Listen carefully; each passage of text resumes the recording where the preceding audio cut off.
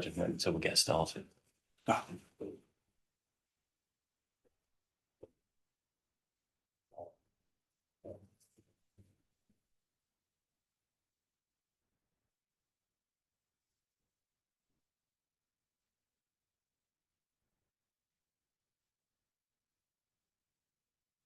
Hi everyone, thanks for joining us online today.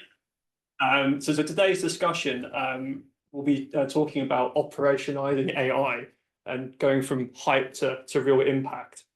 So discussion today is going to focus on the latest developments in generative and agentic AI and what IT and tech leaders within their organizations can do to begin, plan and develop and then eventually implement AI strategies. So today I have alongside me three esteemed guests. If you'd like to introduce yourselves first, maybe start with you, Cor. Or... Yeah, I'm Cornelius with for short. I have been playing in the IT for over 20 years, I'm sure. In my most recent position, I basically got involved into incorporating AI into service management, enterprise service management, much broader than just IT. But yeah, I had a fascinating experience, and currently I'm focusing on getting organizations to actually start using it internally. Perfect. Simon? Good afternoon, team and audience remotely. My name is Simon Weiss. I lead solution engineering for Freshworks across Europe. So I have a fantastic team. We go out into the field with our customers and we help them understand, first of all, how our technology can transform their IT, employee and customer operations. But look, I believe every IT buying decision is an investment. So if you spend £1 or €1 or $1 with Freshworks, you should get more than £1 back. And we help customers understand the value of being a Freshworks customer as well. Great to be here today. Thank you. And Sunil? Thank you. So yeah, my name is Sunil Duggal. So I am the Chief Revenue Officer for an IT service management, enterprise service management company called Xcession. We are Freshworks partners. We have worked with Core and with Simon over many, many years. And really, actually, to echo what you've just said, Simon, what we do is we help our customers get the most out of the investment that they have made. So whether that's improving the way in which they deliver services to their internal or external customers, whether that's speeding up the way they allow their business to change from a transformation perspective, whether that's about improving productivity and efficiency, we try and wrap all of those things into the solutions we offer. So delighted to be here with you guys. Fantastic. Perfect. Thanks everyone. And just so you're aware as well, I forgot to mention at the start, this session is also sponsored by Freshworks. So we've been lucky enough to be invited into the office to run this discussion. So the way it's going to work today, we've kind of wanted to split this discussion into three different parts. So when we were preparing for this discussion, we sort of came up with three areas that we wanted to focus on. The first being what we're calling sort of the AI flywheel concept. We'll then move on to areas of automation, innovation, and also elimination. And then finally, look at AI in future business processes as well. So to maybe explain that AI flywheel kind of analogy there, Core, I mean, what is the AI flywheel, and how can organizations get started sort of moving that flywheel? Yeah, well, it's nothing special, really. It's essentially adopting a continuous improvement cycle on your business processes, but specifically focused on automation. And I say automation rather than agentic here, because agentic is a way to automate something, but you also have the opportunities to use traditional iPaaS or RPA systems. But the idea is actually taken from a company I visited once, a Japanese company that had its financial operations for the Americas in a country in South America, actually. And what they did is they set up a room. They had 3 people on a dedicated team, and these people identified tasks within their financial operations that would be good candidates for automation. And they would look at these tasks, look at how much time people would spend on these tasks, as well as the duration it took for a task like that to be completed. So if you look at service management systems, they're kind of ideal for that. Not all companies have time tracking on, but at least you can see that certain tasks take a long time. Yeah, they template their workflows. So workflows are triggered by different things, but could be a request from somebody, or sometimes it's a periodic thing that needs to occur. And if that triggers a workflow, there are certain tasks in there. Certain tasks take a long time to complete, others not so much, but certain tasks, even if they don't take a lot of time, they could be repeated maybe several times a day even. So if you could eliminate the human effort from these tasks, that could of course result in a positive ROI if the automation of that task doesn't take too long. So that was basically the purpose of that team. Every week they would go through the list again. They would identify a few tasks that would be good candidates for automation. They would look at the ROI together with an external expert. Typically, that's how it happens. Because most organizations, they don't have the competence to automate these things themselves. They use external consultants to do that for them. So their trusted consulting party goes through it with them, or even identifies these opportunities. They pick one, they automate it. The automation itself is tested, of course, goes to production eventually. It's checked whether it's working successfully. They party and they complete the cycle again the next week. That's pretty much how it goes. It's a very simple way of doing this. It's a very risk-averse way of doing this, because you do little things every time. You don't automate a whole workflow or a whole department. Yeah, you automate specific steps within specific workflows. I suppose, for that analogy of a flywheel to be useful, you have to imagine it's going to go around more than once. Exactly. That's the spin. All the time. To go on that second journey around the flywheel, what is it that gives us that permission to go the second and the third time? It's describing business value, isn't it? I think a big element of this flywheel has to be the calculation of the ROI. The calculation, ROI. What are we going to achieve by doing this? And it seems to me we're in a world now of emerging technology, very exciting frontier technology. Absolutely. But actually, these business value calculations and decisions are as old as time itself. But you know, what I found really interesting is in the past, I was always surprised that organizations, first of all, don't have such a team that focuses on continuously automating things. I call it automation, to not focus on agentic by itself necessarily, because agentic is a means of automating something. But what is exciting about agentic is that it can automate things that in the past we haven't been able to automate. So specifically, in the past, it would be like, let's say a new customer comes on board. Yeah, its details need to be passed from the CRM system to the ERP system, something like that. It's an example of an automation. Very simple. But the approval steps in workflows, we typically were not able to automate. It was a human thing. Yeah, a manager would have to say, yes, okay, I've looked at this and that, and we have the budget for it. We have the necessary people available to accommodate this new customer. Therefore, I approve starting this now. There's something like that. But agentic AI gives us the opportunity to also automate those tasks. So decision making. Exactly. It's automating decision making, right? Exactly. So we'll come to trust, I'm sure, at some point, won't we? Well, it's actually very simple. I've looked at quite a few real life examples of where this has been automated. And it's simply because organizations, thanks to their compliance departments, they have detailed policies. Yeah, and you can let the AI read through these policies to see what is allowed and what isn't. So if somebody requests, let's say, a new iPad, there are policies in place to say yay or nay. Yeah, and normally that first task would go to, let's say, your manager, and the manager would then look at the budget or whatever, I don't know.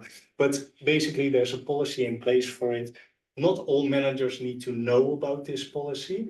Yeah, it can be handled by an AI very, very easily. Yeah. So being able to now also automate those tasks, that is what is really exciting to me about the agentic story that is out today. And I guess you have in many service management solutions an incredibly valuable repository of data to identify those repetitive tasks that are automatable. Exactly. And this is why I think the service management system is the system of record that provides the context for an AI to be able to make decisions. You can put, for example, your policies in there as knowledge articles. So much knowledge in the knowledge management part of a service management system. But you also know that currently you're using perhaps an Apple iPad. Yeah. And therefore, if you have some questions or you want an upgrade or something, it already knows a lot about you because you currently have this, and therefore this one may be only a year old, and therefore you're not eligible for a new one. Things like that. It's all in the service management system, but there's also the trend that I have seen is that customers or large organizations or mid-sized organizations are using their service management system to provide the evidence that auditors are looking for when they come to the compliance manager. And compliance, they've started to realize that if you template what you do in workflows, then you can you automatically already track that. So your audit trail is there. And just by also acknowledging that you can use your service management beyond your service management system beyond just what you need for the IT department, but also for compliance. And that doesn't just apply to the IT department, but for the whole enterprise, of course. It's the system to use to automate workflows. I'll tell you a quick story on that subject of compliance and audits, and then we'll get back to the flywheel concept. Please. I was in a meeting recently with a customer, and you know when customers come in, you got them for the day, and you think this is my moment to educate them about Freshworks and take them on a journey. And then the reality is he's head down in his laptop, he's anxious and worried, and he's got something on his mind.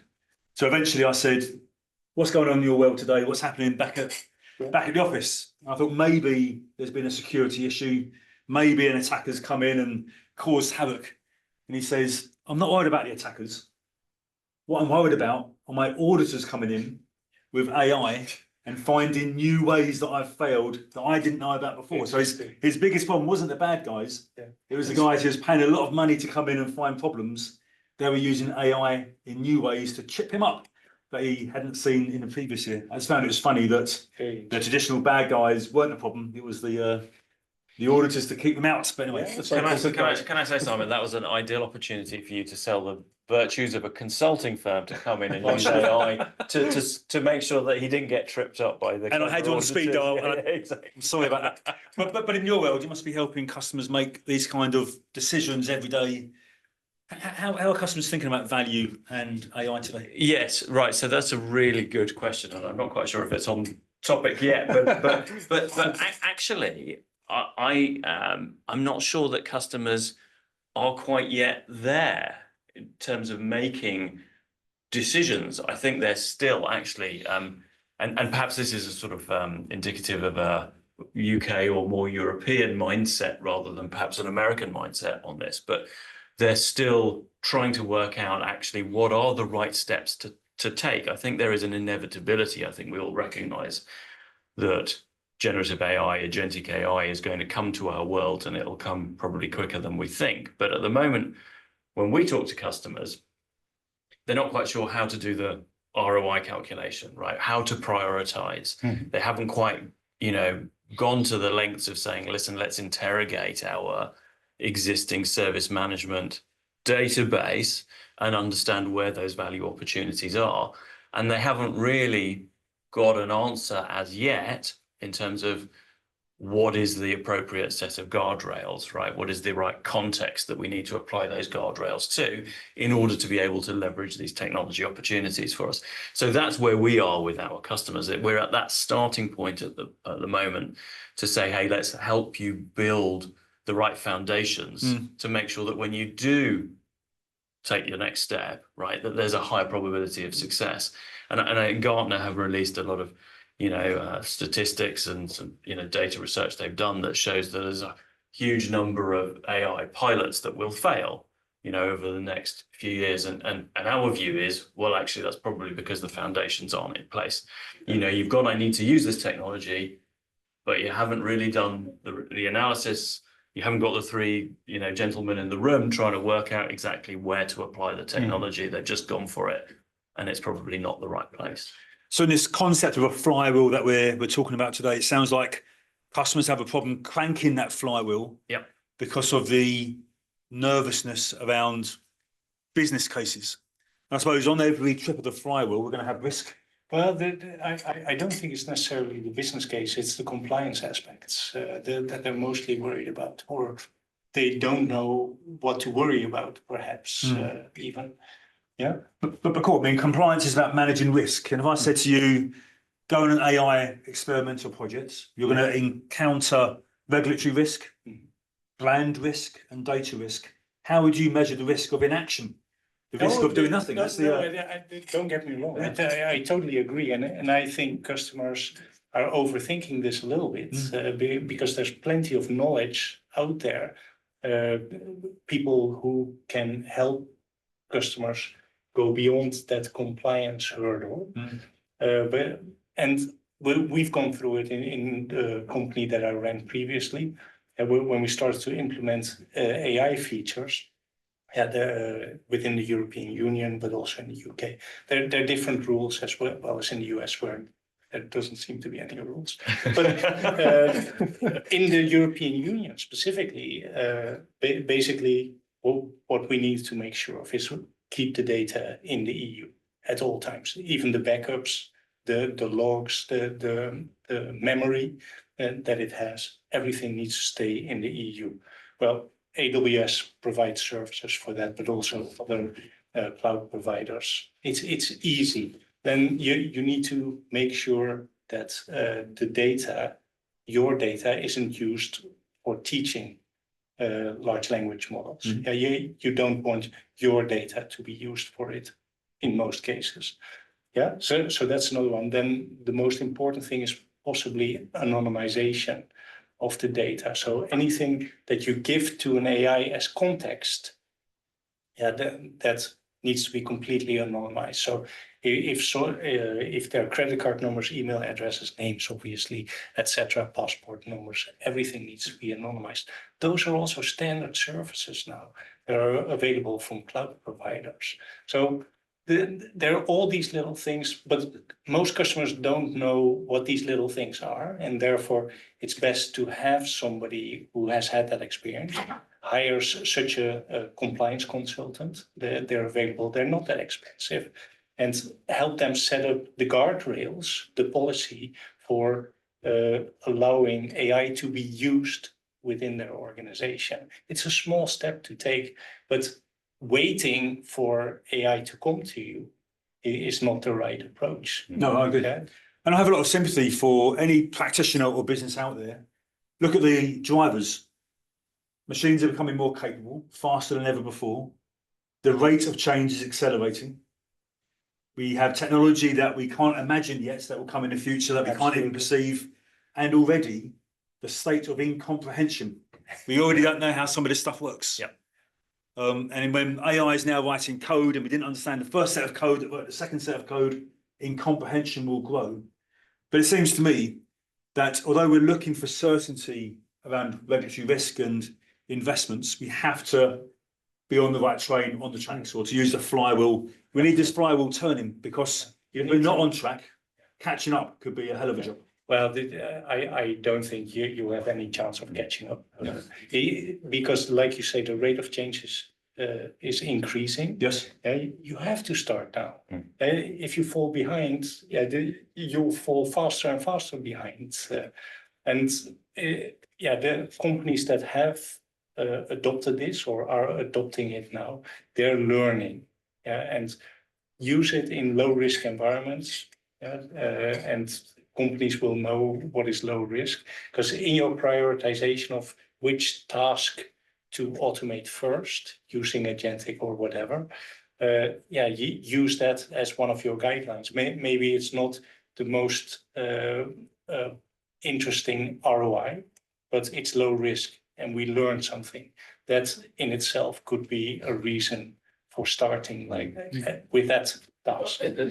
There is a, I mean, you know, there is an opportunity for organizations as well not to adopt agentic AI capabilities on day one, right? I mean, you know, I know the chatbots, the concept of a chatbot is much maligned, right? Because people have tried them and got them wrong. Yes. But actually now there is an increasing volume of organizations that have incorporated chatbots based on generative AI capability that are not closing tickets, for example, but are engaging with end customers in a, you know, and delivering a great customer experience. Absolutely. Right? Not everyone gets it right, but many increasingly are. Yeah. So there is an opportunity to do an awful lot of learning in a safer environment to get you on that journey. But what you will learn from even something as, you know, relatively straightforward, I hesitate to say, but relatively straightforward use case actually will stand you in really good stead for then adopting more complex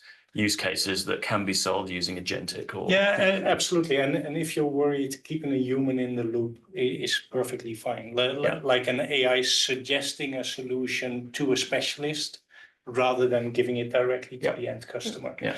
So I thought maybe we could touch briefly on, I know you mentioned this a little bit earlier, Simon, the risk of doing nothing, right? So what is the risk of not even beginning to turn that flywheel for an organization?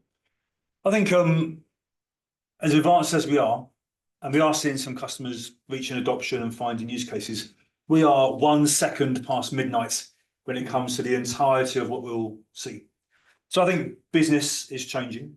I think we're seeing adoption of AI faster than we thought. People are beginning to trust ChatGPT, believe its answers, and replace their girlfriends with an AI girlfriend. Yeah. Already.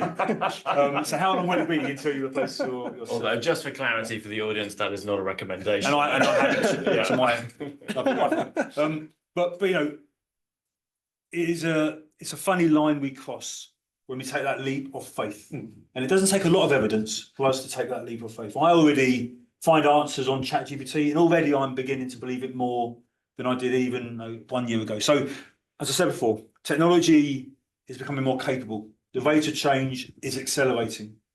We will begin to use technology we can't yet conceive, and the state of incomprehension will grow. Yeah. So the risks of doing nothing is that the world will change around you. If you're unable to transform in the short term and start to turn that flywheel, you won't be competitive in the midterm, and as a company, you may not be around in the long term. And we can name lots of companies that aren't around today because they failed to change. Yeah. So change is coming for you, whether you like it or not. And I believe the rate of change inside a company has to exceed the rate of change outside the company. Otherwise, you're falling behind. And the rate of change outside of businesses today is ferocious. So I do have a lot of empathy that change has to be on the agenda. Yeah. And if you're not betting on AI, I wonder where you are betting your future strategy. And I think you can extend that outside of commercial organizations into, you know, public service organizations, you know, local councils or hospitals, for example. You know, you could say that, you know, if you're running a local council, you provide services to the population there, that you have a competitive market there, not likely to move away in droves, are they? But there is so much financial pressure that exists on those councils and the provision of services that even they can't afford to do nothing, because ultimately they will run out of money, right? They already are in the UK running out of money.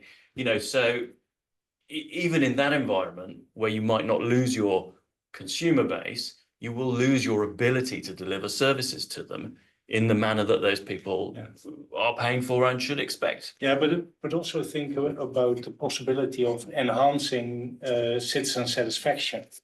Yeah, because if you think of the duration of tasks, where a human, well, basically these tasks are just sitting there for a human to have some time to look at them. If you can limit that time to just mere seconds or even minutes, who cares? It'll dramatically enhance the satisfaction that citizens have with their local government. Yeah. I fundamentally believe that is as good a reason as ROI. So we've had a very famous world leader visit us in the last day or two. I don't know if anyone's noticed, but there's been with him has come a promise of significant investment in AI capability or technology capability in the UK from Nvidia and Google and others. And I read, foolish me, right? Some of the commentary that came alongside some of these announcements is people saying, why are we doing this? We have rising costs of living, et cetera, But Core, your point is exactly correct, that actually the societal benefits that we are able to accrue from these sorts of technologies make it worthwhile on their own. Yes, absolutely. And I think the biggest problem facing the UK, particularly a UK-centric view, is productivity. So all of that investment shouldn't result in more revenue for a few companies. I hope it results in increased productivity for every company. And that's how I think we return back to foremost. Yeah. Perfect. I think that brings us sort of part two of this discussion.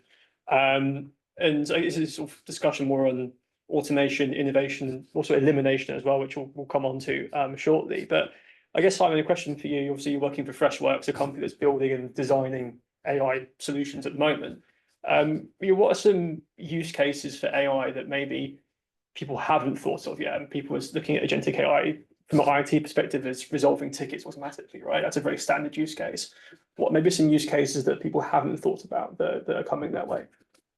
Thank you. Great question. I think I'm very privileged to work for Freshworks. If you want to know what the future holds, go and work for a company that's shaping the future, like Freshworks is. So it's a real opportunity to be here.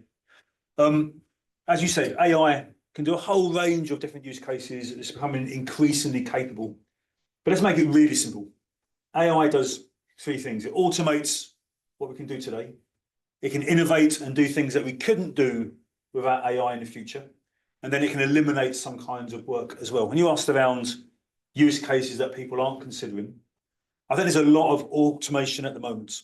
So I could read that entire document and find the insights or answer questions, but I choose to use AI to automate that process. I could, determine the next best resolver group for an incident and send it to the right place, but I choose to use AI. There's a lot of automation benefits with AI at the moment, but I think we're only beginning to see the innovation benefits. So what can AI do that humans just couldn't do without it? And I think interpreting massive data sets and bringing insights to people is an innovation only brought by AI. I couldn't read all of those logs, all of those metrics and come to a decision. But I'm most interested in elimination. Okay. What will AI stop us doing in the future that we do today? And there's a lot of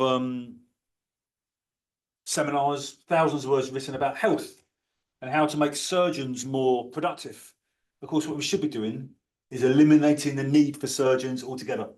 How do you do that? By increasing the nation's health, by stopping people getting into a situation where a surgeon needs to intervene. The best surgery is not to need it. So there's an example of, we're not going to eliminate surgeons, by the way, but eliminating some of the work that people do today. So I think when we think about AI use cases, think about automation. What can we automate that people can do? What can we do net new? Now, the risks, over-reliance on technology that is now doing things that we couldn't do ourselves, and what can we eliminate from people's work? But I'm very passionate that all of those three categories need to elevate people. We need to give people more time to do the things that AI can't do today, building relationships, solving complex problems, understanding the needs. AI isn't great at that yet. So whatever you do in your use cases, think about elevating people, giving them more time to do their best work. Perfect. Sunil, any sort of thoughts to add to that? Well, yeah, I mean, so I'm going to steal an analogy that I heard another day. So the other day. So thank you to whoever provided this analogy. It's not mine, but you know, what this gentleman was saying was that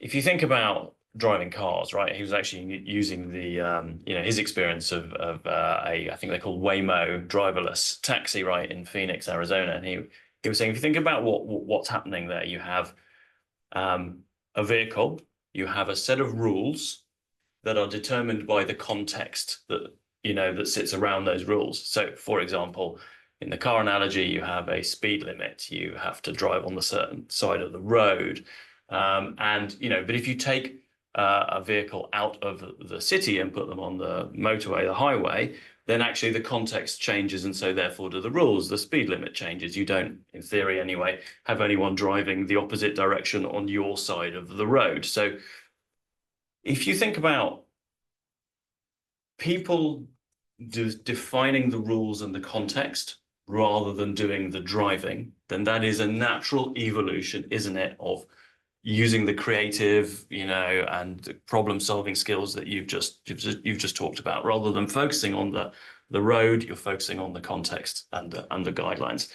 The other analogy, really, though, is about how do you start doing things completely differently? So, to extend the analogy of driving on a road, if you go from your home to the supermarket today, you may well have to stop at a number of different sets of traffic lights. You might have to go round some roundabouts. Any American listeners, there's a little circular thing in the road you have to avoid. But you get the point, right? And that's a bit like a business workflow. There are decision points in a process that you have to stop all the time and make a decision. Do I turn left? Do I go straight ahead? Do I stop at the lights, etc., right? Actually, an AI solution may just go, there's a straight road from where you are to the supermarket. You don't have to go through all of those decision points anymore, because actually there's a process here that can be reimagined to make that journey much quicker, much simpler, and actually therefore doesn't need you to worry about how you get there, just to worry about what you're going to buy at your destination. And I think it's hard to imagine that world, because at the moment we're full of traffic lights and roundabouts. But actually, I think when we allow AI to be very creative about these things, it will come up with solutions like that. I agree. Yeah, it'll be really interesting to not prescribe what an AI should do, but to just give it the rules and to say, this is the problem, find us a solution and tell us how you would get to that solution. Yeah. And the answer may be quite different from how we have been doing things in the past in this organization. Those kind of questions are very interesting to ask now already from an AI. Absolutely. Yeah. And look, I think a lot of our audience today will be interested in service management or kind of platforms like Freshworks and others. What do these platforms do? How can AI help? I think these platforms only do three things. They help with velocity, make workflow faster. They help with intelligence, make better decisions. And they help with experience, deliver usable experiences on different form factors and bring your experience to where your business users are. When you look at AI use cases, as well as thinking about automation, innovation, and elimination, find your use cases in the velocity, intelligence, and experience categories. How can you make workflow faster? How can you make better decisions, or even better, get the machine to make better decisions? Yes. But most of all, elevate the experience with AI. Provide contextually relevant, personalized experiences that matter to your customers and your colleagues. Sure. And sort of to go back to that elimination piece, we touched on, the things that AI will eliminate when it comes to, for example, the IT service management platform. But what I wanted to ask is, what are the implications of eliminating, what it can do? So maybe Simon, maybe you can touch on sort of the implications behind the elimination piece. In the next 2 years, AI will eliminate chief revenue officers, solution engineering leaders, and CEOs. So that's the answer. And then you can run this webinar on your own next year. I think at the moment it's eliminating time. At the moment, I don't see 2025 in today's use cases with today's technology a lot of elimination going on. But I'll give you an example. Again, rooted in the world of IT, if that is where our audience is. A network event happens, something's gone wrong. How do you know? Well, the phone starts ringing. Yeah. Someone responds to that network event. What's the first thing they do every single time? They log on, they pull the logs, they kill a process, they run some commands to enrich their knowledge of that situation. And I think knowledge retrieval is now becoming a category of work we can eliminate. Yes. Now, first of all, humans shouldn't be pulling logs off machines and interpreting these logs and finding out the basics. We want our humans to get right to fixing the problem. But also it's shifting that work left so we can give the work to less qualified people. Because people on the service desk may not have the access control to go on to the server and pull the logs. Maybe they haven't got the ability to do it or the knowledge to do it. So we are eliminating certain categories of work already. But I think in the future, when AI becomes more capable at a faster rate, using technology we can't yet understand, it will eliminate entire categories of work as well. And it's very interesting to think what they will be. Yeah, perfect. I think in the interest of time, maybe we sort of jump onto the last section where we wanted to talk about, have a quick discussion around sort of the future of business processes. I know when we were preparing for this discussion, we spoke about deterministic workflows that are currently being used. I mean, there was arguments we had that maybe that's now becoming perhaps obsolete. Cole, maybe was that something you maybe potentially agree with, or Simon? Well, I believe we're on different sizes, and you can be our referees. This is a fascinating topic. How long have we been drawing boxes on a whiteboard or on Visio or in a workflow platform, joining those boxes with lines, and then statically mapping? Work starts here, it goes through these stages, and it ends over here. So those stages could be approval and tasks and so on. So we've been statically mapping workflow for 50 years. And for 50 years before that, we did it on pens and paper and so on. There is an argument that that is going to be way in the past, because rather than deterministically mapping your workflow, you will give the AI the outcome you want. I want to achieve this business outcome, and the way that that outcome is achieved will be probabilistically calculated. So it will calculate it on existing data. It may calculate it on some vague knowledge description in a knowledge base, but you won't have to deterministically map your business process in the future. I think there's a whole load of problems with my thesis, that trust and governance and so on. Is it the death of deterministic workflow? I'm going to say definitely yes. What do you say? Well, two things. I agree.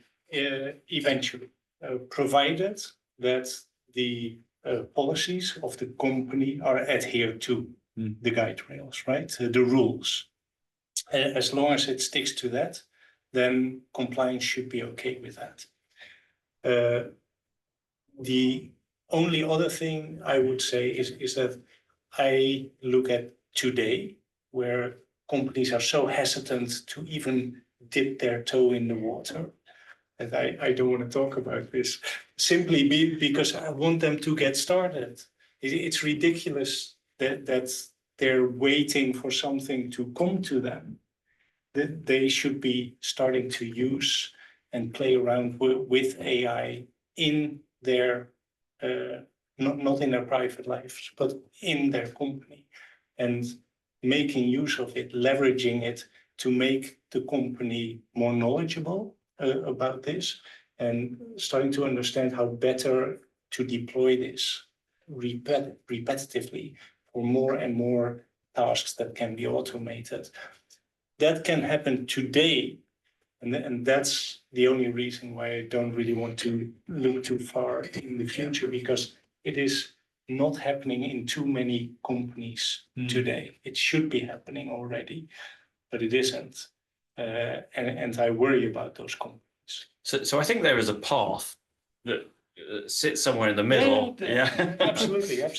Which is that if you take the predetermined business workflow and you break down the components of that into discrete, very tightly controlled agent workers, robot workers, whatever the terminology will be, then over time you can start to map agentic AI to that business process, develop trust, develop the right compliance frameworks, and then as you establish that trust, establish that things aren't, going to ruin your company because you have an enormous data breach or whatever it may be, that you can slowly increase the capability of the agents themselves.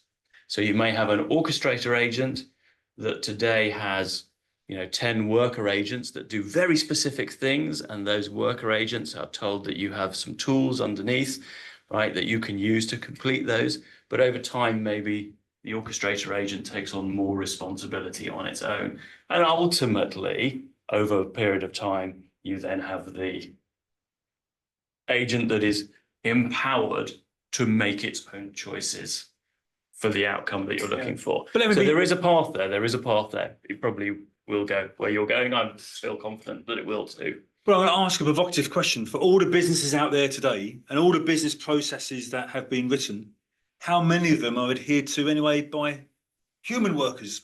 So we feel concerned about relinquishing control to an AI, but we don't really have control over how people enact process anyway.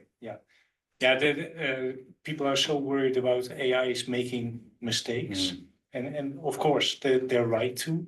But if you look at human error and the error of AIs nowadays, maybe not in all cases, but what I've seen so far from the results of the AIs that we were implementing when I was still leading a company, the quality of that work, where an AI could tell when there was cynicism or even people telling complete lies. It could tell, it could understand this, it could comprehend, and the error rate was so incredibly low that I dared say that it was way lower than the human error we experienced in the past. So I'm convinced that we will end up in your world. And I think that there is going to be a step where you will ask an AI to look at a certain workflow and to basically say, okay, ignore this. How would you do it? How would we do this in the ideal world? And then see how things could change in that organization. I'm convinced we'll get there. If we are not there already, I think it's going to be a fascinating time. It's going to be so interesting. But what it will require organizations to do, if they want to make a comparison, or even to allow an AI to make a judgment, to reach a decision on how things should work ideally, you have to provide it with context. And what I've seen in many organizations, if I look at their service management systems, a lot of context is missing. The data quality is so poor that I wouldn't even want to train my AI, my virtual agent on that data to provide responses to my customers, because the AI doesn't even know that it is talking to a salesperson that uses maybe an Apple iPhone or whatever instrument.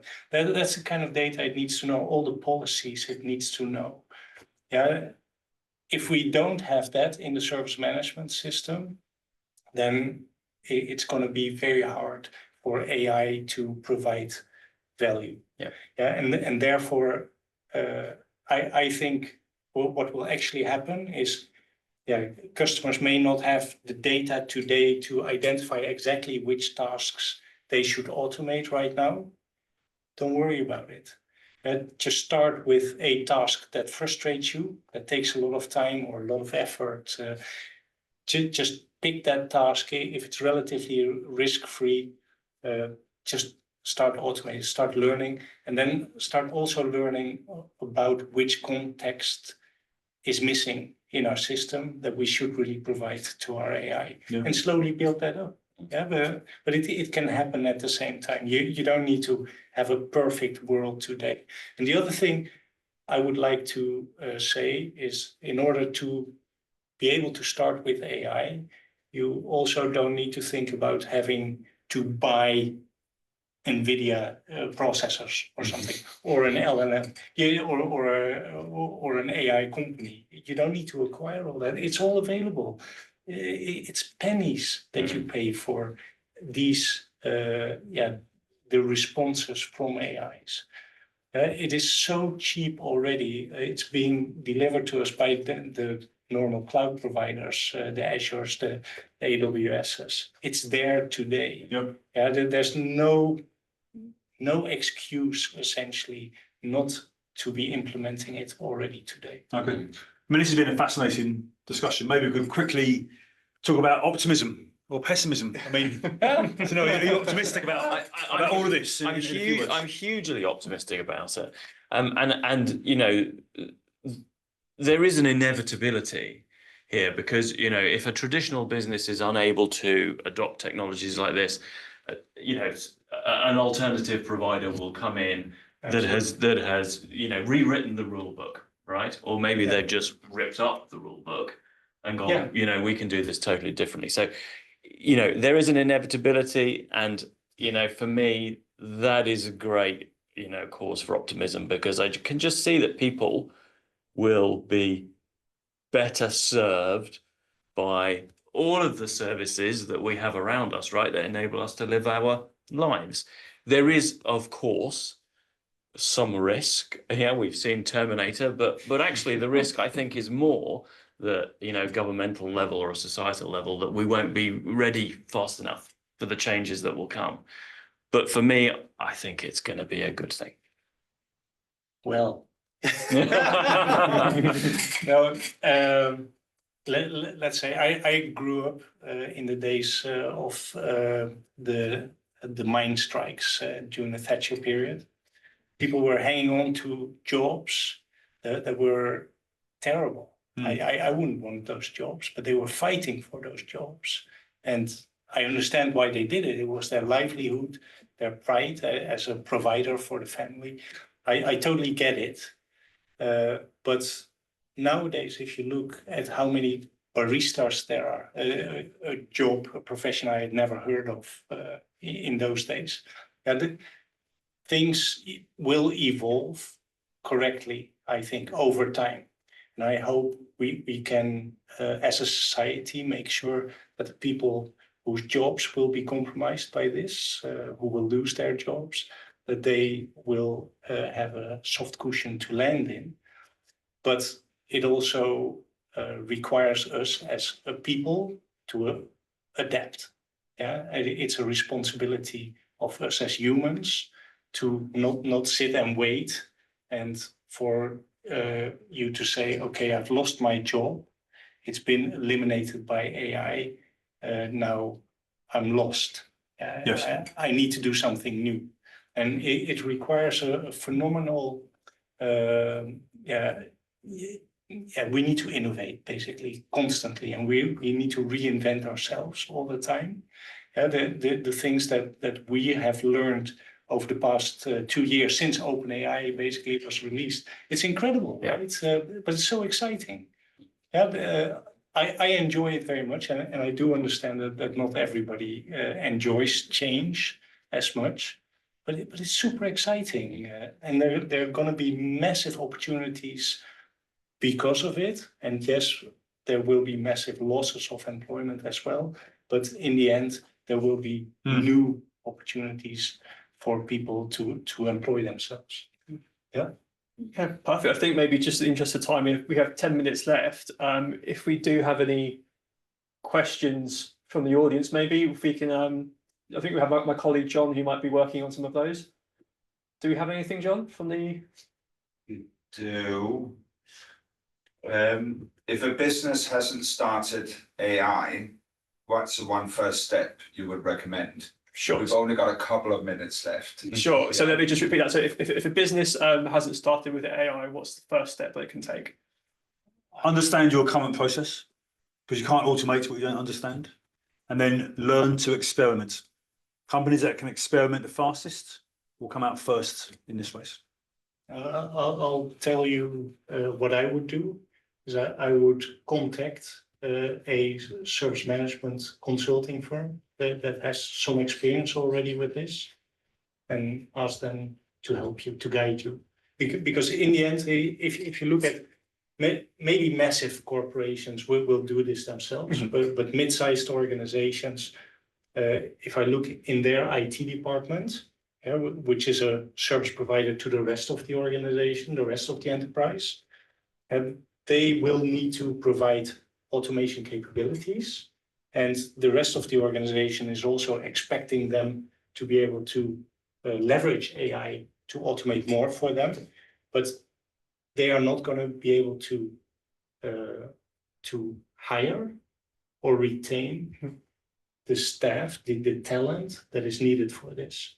The talent will get together in consulting firms that specialize in this, because there they can work together with other people who are interested in the same thing, and they can learn from the experiences from different customers. So therefore, as a mid-sized organization, if I were an IT director, I would get in touch with my favorite provider, get them to educate me on how to get started, and how to identify that first task that we'll use as a pilot to automate.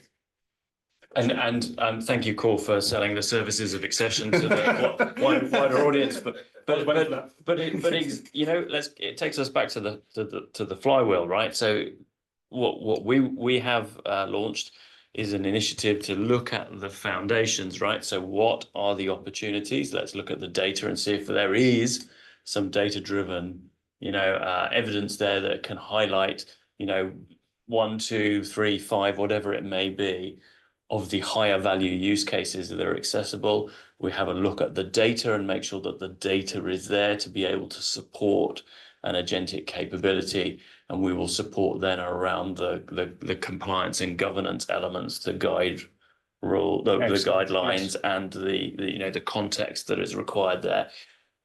And then we pilot, right? We get it out there, exactly. We make it happen, and we iterate on that. There is one piece that we haven't really touched on, right? It's sort of sitting underneath all of this, which is that it has to be measurable, right? And what we have to also do is align the right KPI.